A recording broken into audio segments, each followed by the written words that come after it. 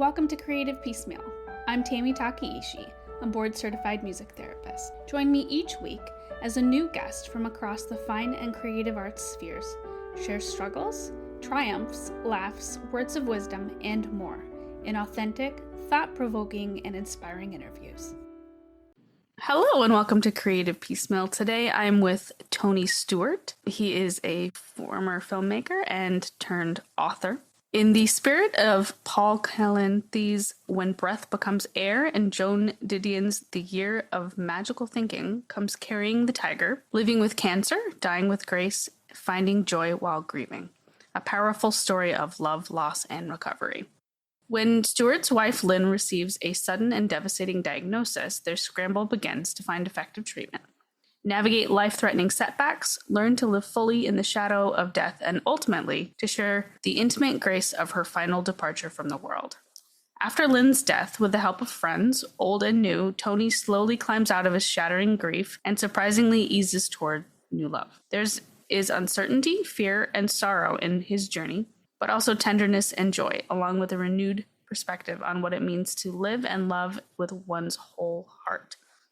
Adapted from more than a decade of posts on caringbridge.org that chronicled Tony's odyssey, both at Lynn's side and afterward, Carrying the Tiger is an honest, passionate, life-altering tale about the full circle of life and death, one that offers a deeply intimate look at grief and its hopeful aftermath. Tony, I am so excited to have you on the show. I have a variety of guests, but some of my favorites are always the ones where we're talking about more intimate topics, more serious topics, because I feel like those touch all our lives in profound ways, good and bad, the tragedy and the triumphs of life. And, I always hope that it's these episodes that help pull other people out of dark spots. So welcome to the show. Love having you here. And first question is, how did you pivot to decide to write about this? Well, first of all, thank you for having me on the show. I'm excited to be here. And I do love having conversations like this for very much exactly the reasons you just said. It wasn't so much that I sat down and decided that I wanted to write Carrying the Tiger. It kind of called to me. I had started writing these posts on Caringbridge almost the day that we learned that Lynn had tumors in her back, which came as a complete shock to us, specifically just to keep our friends informed. I don't know if you know about caringbridge.org. It's kind of a mini Facebooky website, but you can set up but with hardly none of those advertising or other features. You set up a private site, we did, where just our friends follow along. And Lynn had a lot of friends who wanted to know what was going on, and sending emails back and forth becoming overwhelming. So we learned about Caringbridge, and I started writing this journal in which after an event, or when we got news or we went to the doctor, I would just post something. And over time, with the encouragement of our friends, the posts became more and more intimate. I started putting in information about what this felt like to live with cancer. And then after some years, this wasn't a quick process. Lynn had incurable cancer from day one, but for about 6 years, we had fantastic luck, and the drugs held the cancer down, which is the first half of the book. And then eventually, as pretty much always happens, they stopped working, and the cancer got the upper hand. And we did home hospice, and Lynn died beside me, which was a beautiful spiritual experience that I think is the heart of the book. It's right at the center of the book. And then I thought I would stop writing these posts because it had been officially the Lynn Catula Caringbridge Journal, and it wasn't about me. But I had become so involved in writing them. I had basically become addicted to them. They were a form of my own therapy, healing, and I found I couldn't stop. So I kept going, even after she died. First I wrote a post saying, I'm sure this is the last post. That's it. And then 2 days later, I wrote a post basically saying I couldn't stop. And I wrote about my deep grief and what it was like day by day to go through that. And then what it was like as I come out of it, which is the last part of the book. But during that time, friends were encouraging me to keep going because they said that reading these posts was helping them deal with their own feelings about grief and loss. So that's how the 10 years of posts came into being, because by the time I wrote my last post, it was like 3 years after Lynn had died. And at that point, I knew that I had something special here. And a lot of people had encouraged me to do something with it. But it took me several years partially those same 3 years, but at least another year after that before I felt emotionally ready. And I had dealt with all the other things having to do with Lynn's estate. And she was an artist, painter. So we had done a retrospective show, a catalog, all kinds of things that were very important to me and were more immediately necessary. And then about a year and a half ago, I said, I'm going to give this a try. And I sat down and started converting those posts into a book. The book is not just, it's a lot more than that. So it called to me, it pulled me forward. It was both something I really wanted to do in a way to convert this loss into something meaningful, but also I never would have had the chutzpah, I'm not the kind of person who walks into the room thinking, I've got a story to tell that you want to hear. I'm much more shy than that. But with all of these friends over the years saying, I'm really enjoying reading this, Tony, this is so fascinating and so helpful to me, I took that as the motivator and went from there. And that's a long enough answer for the first question. We can dig into any part of that you want. Well, I love that you just let yourself follow those feelings and those inclinations and the journey that your grief took you. You know, you didn't shame yourself for like going back and writing more posts. You know, you just did what you needed to do for you as well as honoring your late wife. And that's great that you're able to create a book out of it to help other people. I mean, there's so many books about grief, but some of them are clinical. You know, not all of them are necessarily from the perspective of the caregiver or the perspective of the patient themselves, you know. When I started working on the book, and especially when I decided to publish it, which I have to say came a year later, after I had done a draft and sent it out to beta readers, they're called. I mean, friends of friends, people who hadn't known me and Lynn, to get an honest opinion as to whether I had something here and was it worth actually trying to publish the book. About that time, I started looking outward to like, what are the other memoirs out there? I mean, is it worth doing this? And I was very surprised to find that there are almost no books exactly like this one.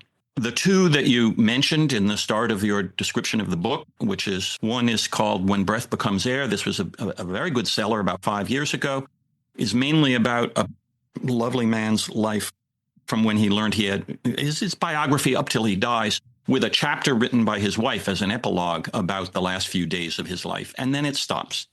Beautiful book. But it's like the first half of my book. And then Joan Didion's rather famous book from 10 or 20 years ago is about the year of her life after her husband dropped dead. And it's all about her grief. And then there were flashbacks telling you about their lives together. But it also stops without that forward motion and without a real sense of how this fits in to the whole arc of it. And my book is more like, you're looking over my shoulder and experiencing it as I do. And I draw almost no conclusions. There are no lessons. There are no paragraphs summing it up. I just want you to follow along over my shoulder from the very beginning. Like, here's where we learn that there are these tumors. And then there are flashbacks. So you get to know us a little bit about our lives. And you just follow this story through for the years of our learning to deal with cancer and the doctors and the hospitals, and then figuring out and doing her dying, talked about, which she was very much a part of. And then my grief. And then I come out of it. No one comes out. I don't want to say that. People have this fantasy that you go through grief like something you're cured of. And it's not like that at all. But I start being able to have my life back. And I met someone else. And it was hugely complicated trying to figure out how to have feelings for someone else while still loving Lynn and crying for her. I met my current partner quite early in the process. And that's the last part of the book. And I don't know any other book that takes you through that particular journey, which I think is, in a way, of course, it's specific to me. These are my experiences, but it's also, this is what happens. All of these things are what happen to most of us. If we're lucky enough to live a full life, we will go through this arc of supporting someone, losing them, and then learning how to live without them. And that's what this book is. What I think is beautiful is that even if hypothetically there were another book very similar to yours, it'd still be different because it'd be someone else's lived experience versus your lived experience. But then there'd also be parallels and things that are relatable that people would find regardless in any of the books that that are out there. Like the story that you share is going to help someone, even if there's an almost carbon copy next to it on the shelf. There's going to be things in there that people find and grasp onto, like little treasures, or to get them through the dark times. That's exactly what I'm hoping for. I firmly believe what you just said. This is what memoirs are. A good memoir is a really intimate view into someone else's life, and it will be specific about them.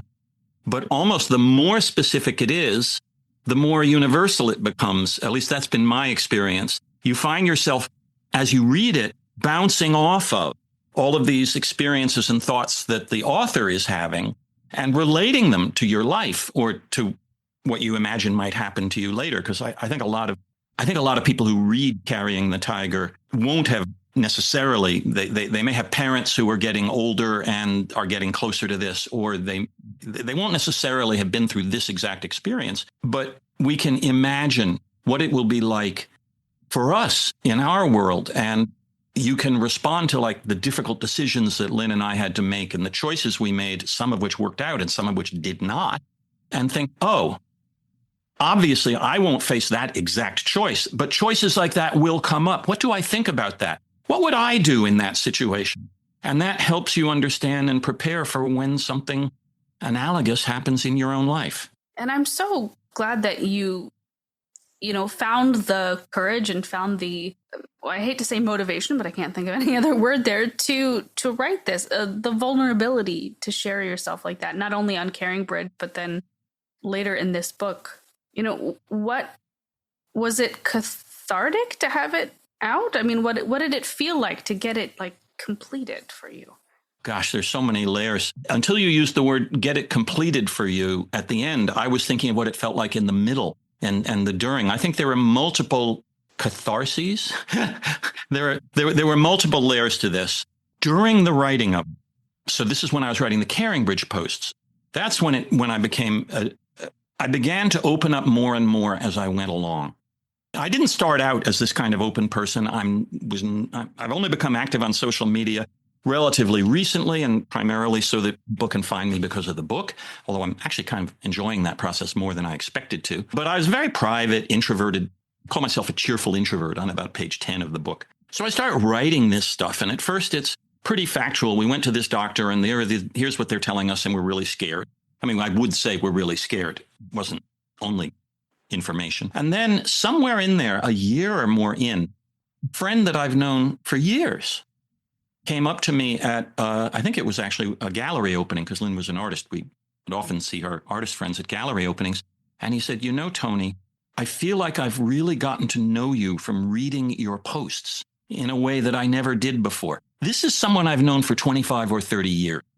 And that kind of encouragement, you see, it just was organic. I mean, I'm writing these posts.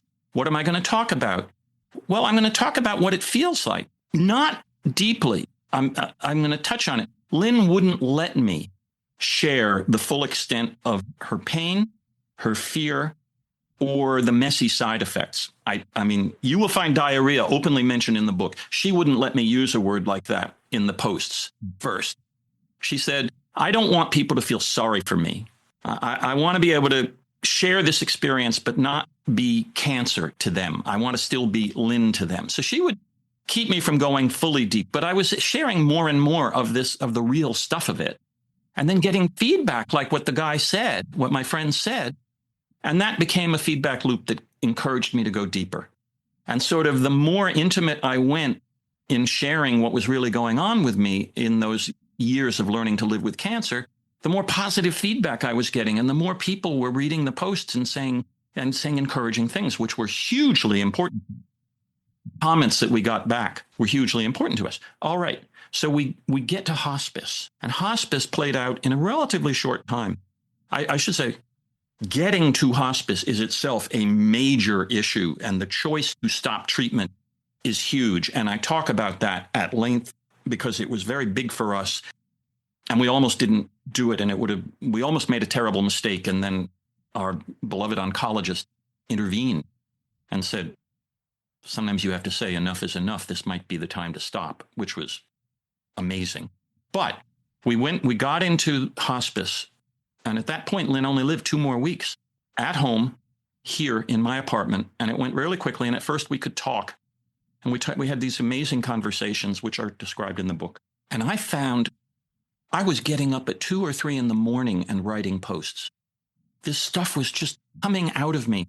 I couldn't stop myself because I thought that this was the most amazing experience I had ever had in my life.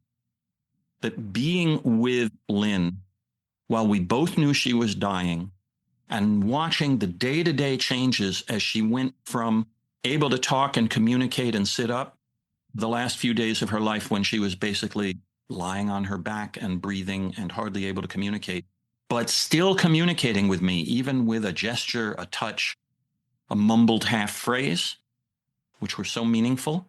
This was one of the most spiritually significant and beautiful experiences I've ever been through in my life. And I felt I had to share it. I felt there was something going on. I had to capture it. It wasn't so much that I was sharing it as I was capturing it.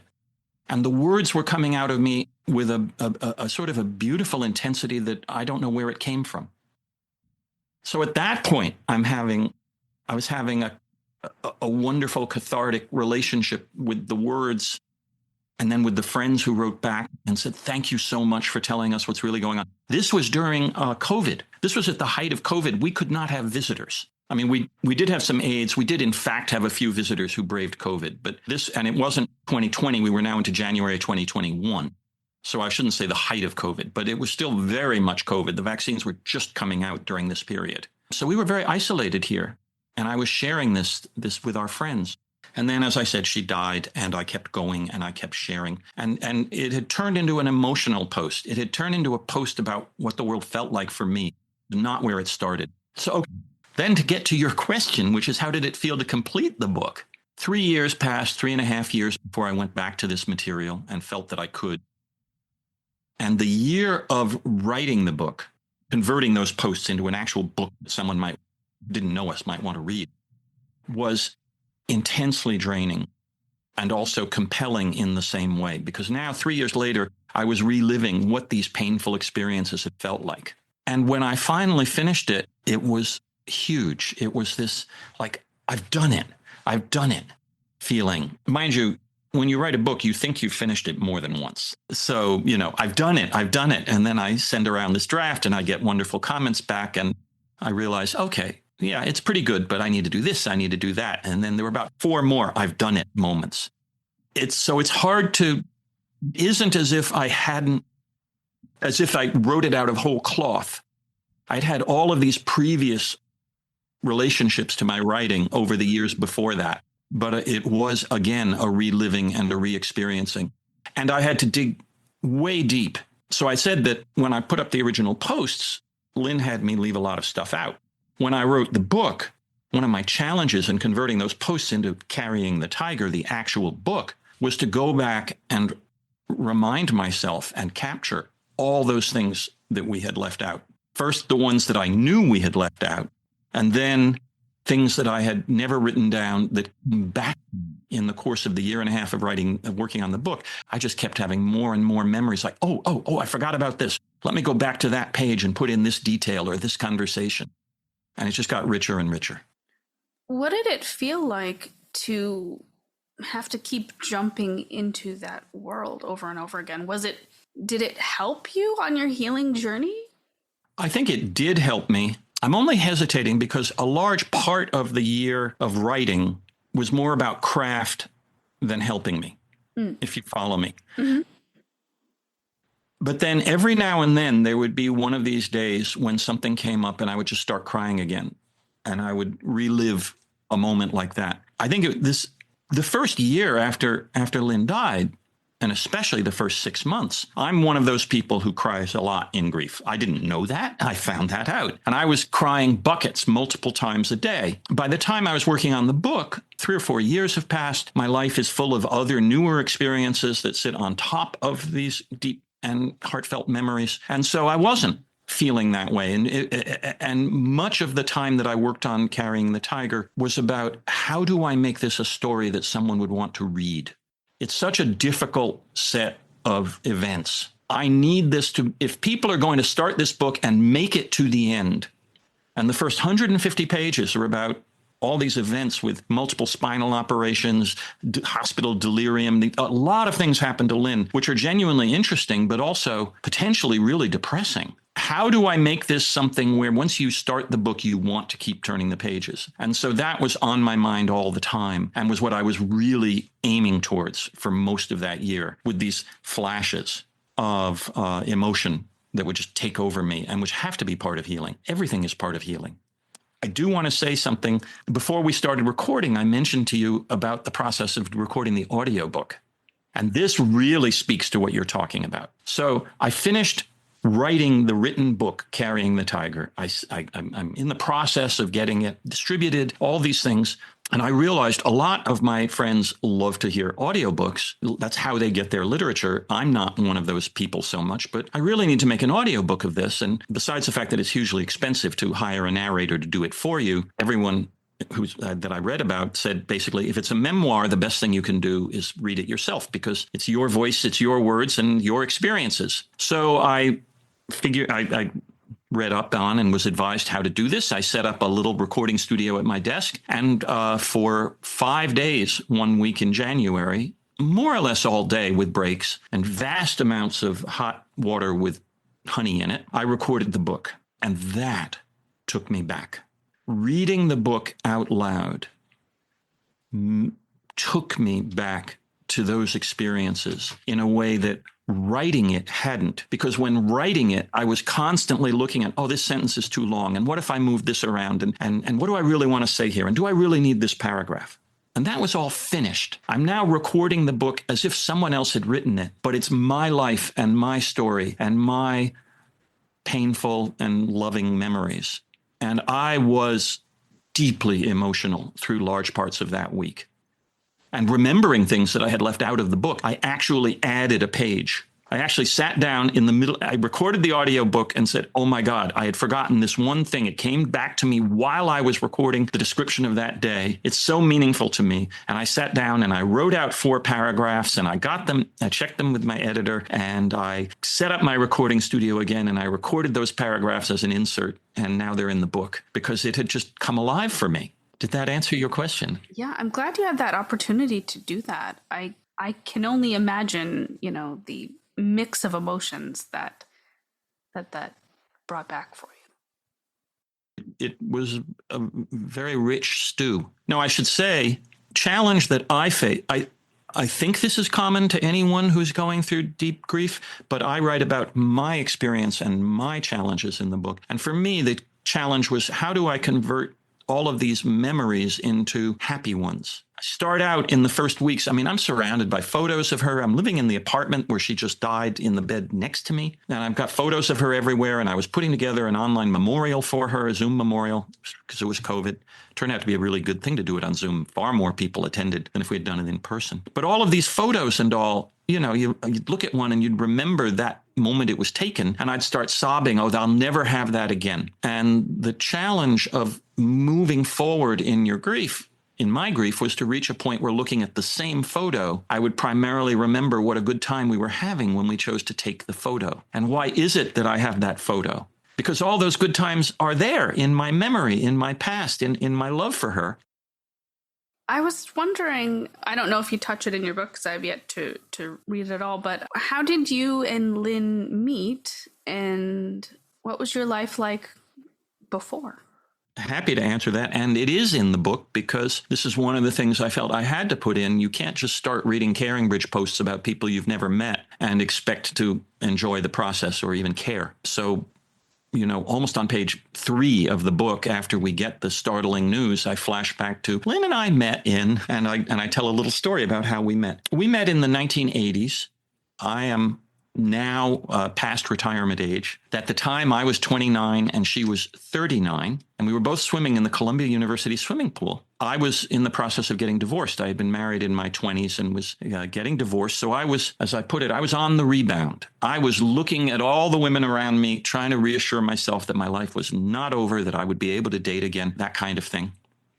And I was talking to almost everyone, all the attractive women that I encountered, just small things and not not a lot, but, looking for a spark. So one day, Lynn crossed, we were both in the pool with bathing caps and goggles and all of that stuff, looking like those swimming creatures. And I said something like, "Well, why were you swimming in that lane? You usually swim in this other lane." And she said, "Oh, I was kicking." So she had gone to a slower lane. Nothing much.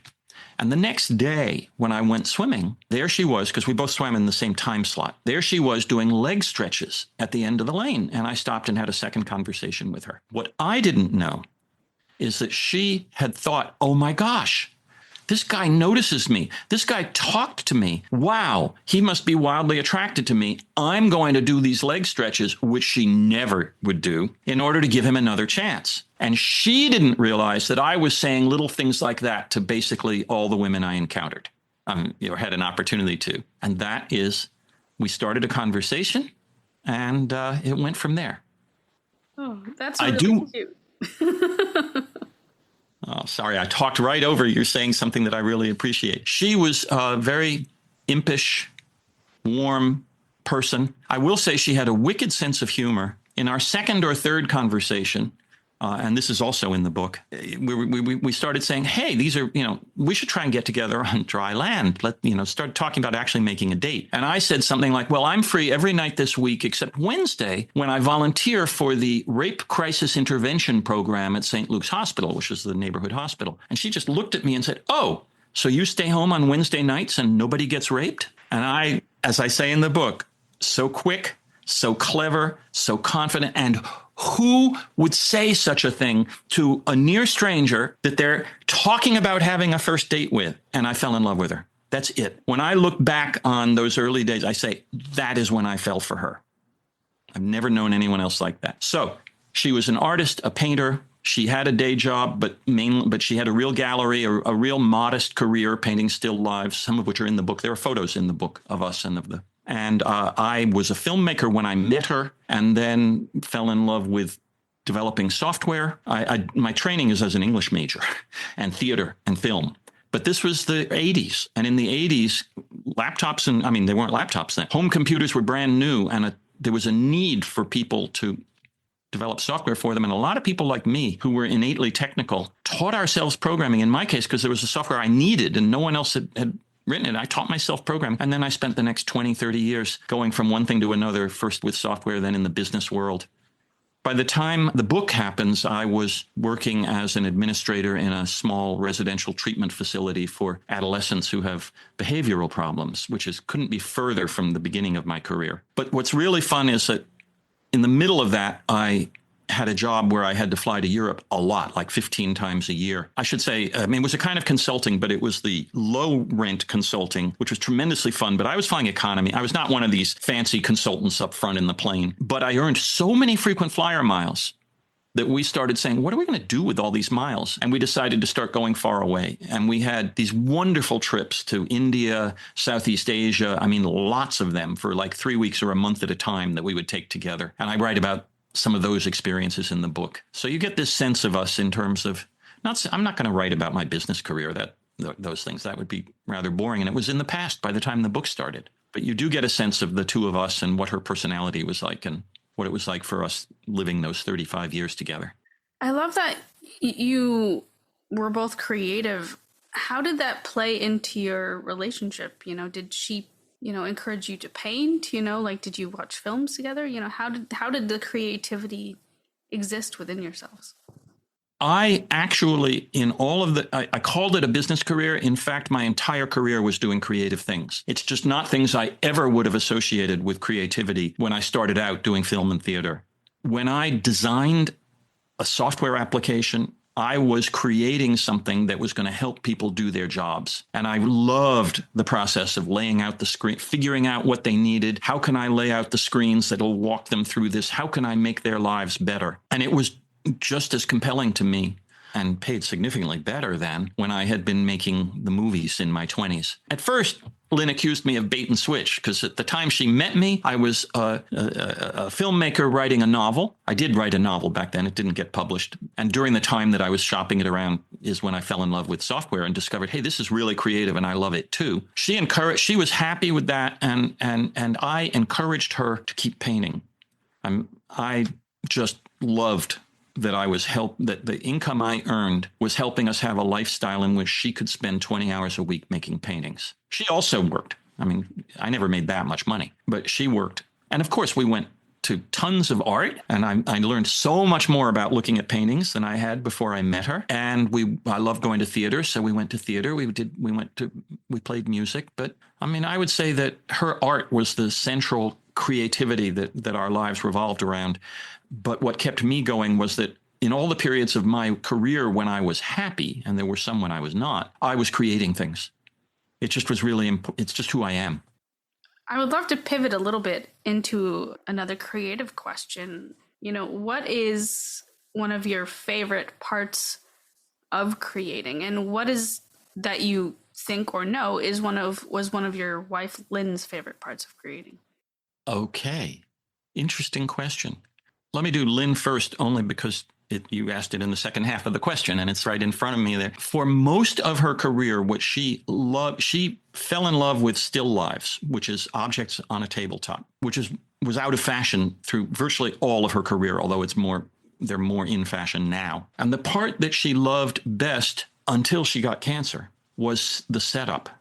I mean, she loved all of it. She loved all of it, but she would spend sometimes days arranging the objects that she was going to paint, making a little tableau, doing sketches of it to see how was it going to work visually, then moving things a little bit, and then finally saying, okay, I'm going to shift over and start painting.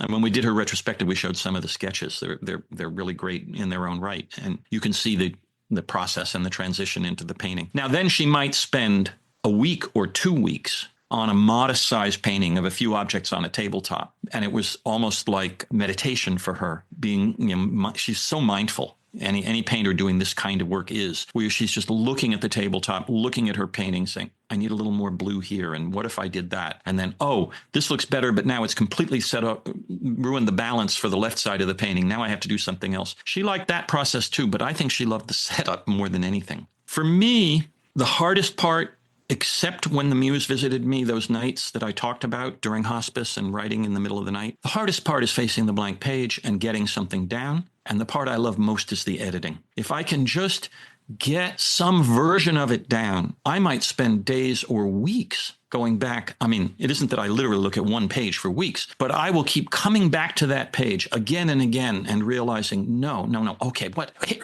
I'll move this. I'll do this. I'll do that. And that I love. And that actually is the part I love most about filmmaking too, that there were I was a writer, a director, and an editor. Only once that I can think of documentary style films. They were 15-minute, 30-minute films, often about colleges and universities in the 70s and early 80s, a long time ago. But I would create the film 3 times. You'd write the film and you get it all in your head. Then you go out there and you shoot it, and it doesn't work out because these are documentary style. The writing is planning out what the scenes we're going to film and what we hope to capture out of them. Then you shoot the thing, and of course the script is just like a bullet point outline. It becomes all that work I did, it goes away. Then you come back and discover what you actually have. And then comes the part I love best, which is how do I take all these pieces of film and the sound I've got and then add music or whatever and voiceovers and turn that into an experience that people will want to watch from beginning to end.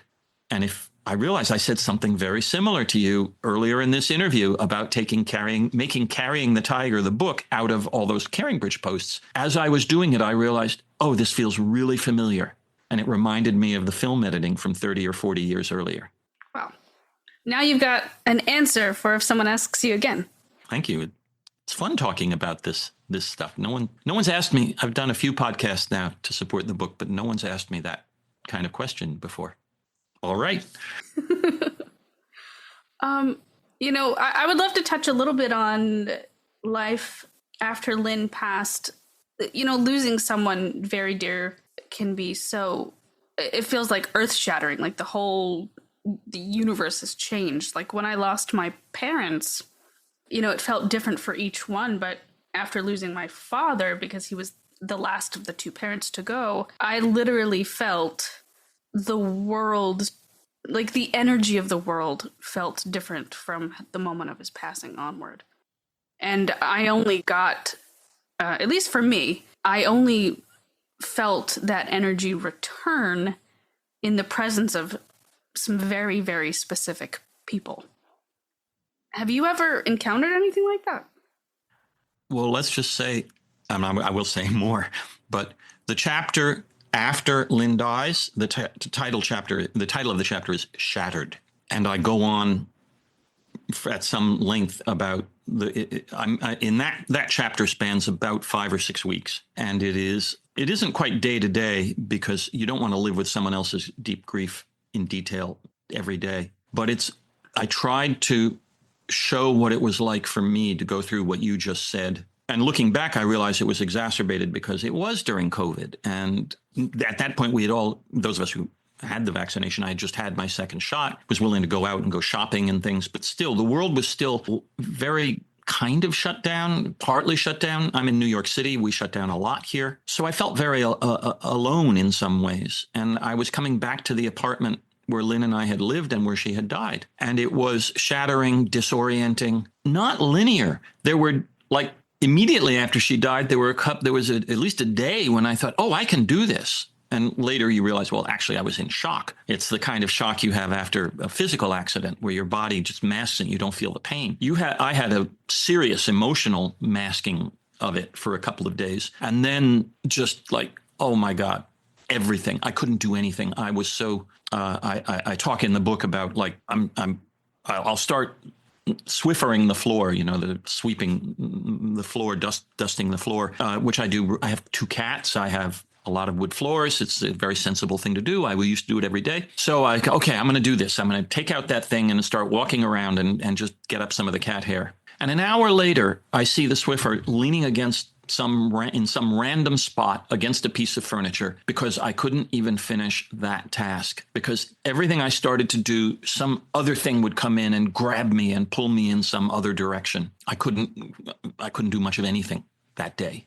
And then there were other days when, I dealt with a bank, I dealt with the lawyer, there's all this stuff you have to do, and I would be fine and then come home and be alone with my memories, and it would all start up. So I would say shattered, disoriented, good days and bad days, and a sense that Lynn was talking to me. I should say, I'm not religious, but things happened in those first few days that I talk about in the book, which might almost get me to believe in an afterlife, like, oh, she made this happen. She must have made that happen. And whether she did or didn't, and eventually maybe I'll get to find out, the desire to believe that she was still there in some way was huge. And my willingness to believe that, because of this phone call from someone who found an object that I had lost and called me to tell me she had found it and didn't know I was looking for it and called within an hour of when I was looking for it.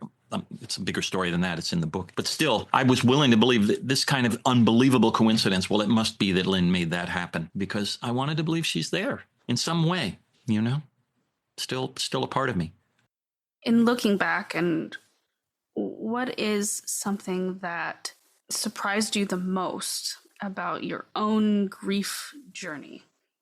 It's hard for me to think of anything that surprised me, because I was surprisingly open at the time to whatever was going to happen. I don't know where that comes from. I have had other losses, nothing as strong as this. And I have been with other people while they died, and I have missed them and mourned them, but nothing remotely as hard as this was. But I think that for some reason, I didn't start out with preconceptions about what grieving would be. I didn't start out with, I'm going to get through this and then I'm going to feel better. I had already at that point for years been simply living and journaling, and living almost what you learn when dealing with major challenges, as we did with Lynn's cancer. At least what we learned was, don't worry about the big picture. I got to worry about what to do tomorrow and next week, and this decision we have to make right now about her treatment or whatever it was. So I had internalized this process of, let me just get from today to tomorrow and make the best of today that I can. And I had also internalized this process of writing about it, which was a way of letting my feelings out that many people don't start grief groups or counseling until long after they've gone into the process. And I happened to be journaling and sharing, and I even had a therapist that I talked to once a week by Zoom, all through that period. So in a way, it wasn't surprising against preconceptions. It's surprising because I didn't know what to expect, and everything that happened was new to me and interesting to me. And that's why I I hope that people reading Carrying the Tiger will enjoy reading that part of the book too, because everything felt new and interesting to me. So I wrote about it. Oh, look, this is how I'm feeling. Oh, that's interesting. I then cut half of what I had written or more when I edited it, but I kept in the parts that I think tell an interesting story about what my grief felt like. I feel like there could never really be enough books about life and about grief, because everyone experiences it in a different way and everyone has unique challenges on their journey, but you can still find commonalities. You can still find points where you're like, oh, I'm not alone because this person went through the same thing on this page. Yes. And that is so much what I'm hoping to accomplish with this book.